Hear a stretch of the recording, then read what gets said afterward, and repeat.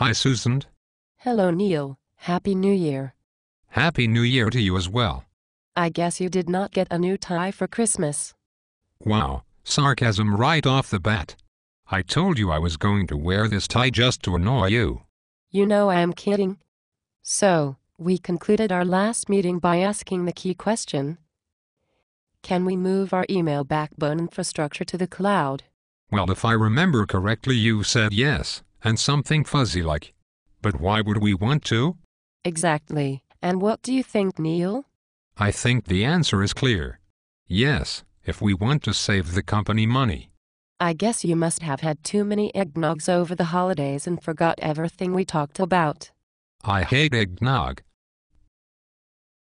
The key here, Neil, is that we need to explain to management that the return on investment for a company our size will be on moving the filtering layer to the cloud and then the groupware, and that we must keep our email backbone on-premise.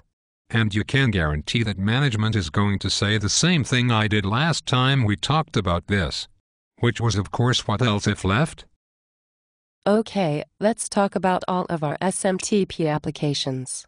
I think a discussion on that alone will help you understand why we must keep the backbone in-house. Good. Also, just so you know, I spent some time over the holidays studying. I purchased the SMTP for Idiots and Dummies book. But I have to admit, being a Microsoft Outlook nerd, I am still a bit confused. That book sounds perfect for you, Neil. Huh? I am not sure if that was meant to be a compliment.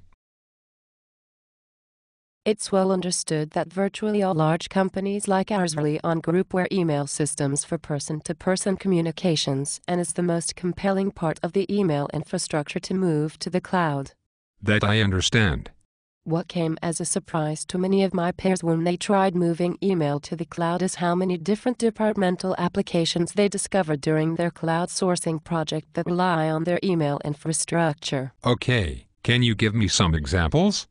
Absolutely. There are essentially three different types of SMTP apps that rely on the internal messaging backbone: application to application, application to person, and person to application communications. Okay, I get it. Guess that makes sense. Can you go into more detail? Yes, Neil, I plan to do just that. We don't have time to go through all three today, so let's focus on the first one. A good example of application-to-application communications is our widget ordering system.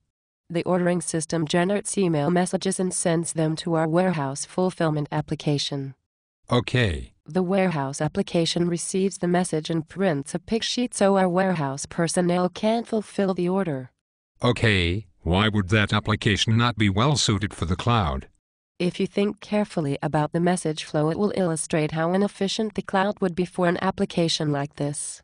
Let's step through the flow. First, an order comes into our organization and is processed by our order processing application.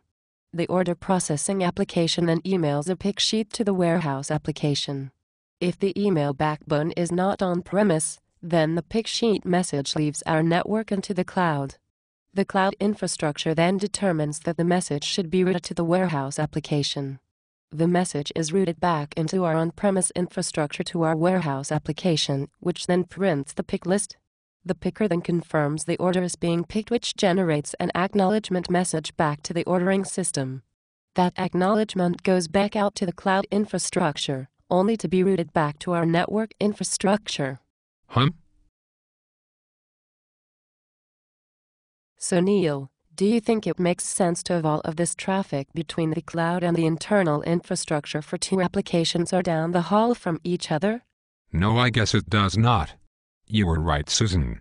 Of course I am, Neil. That is why I have a big office like this.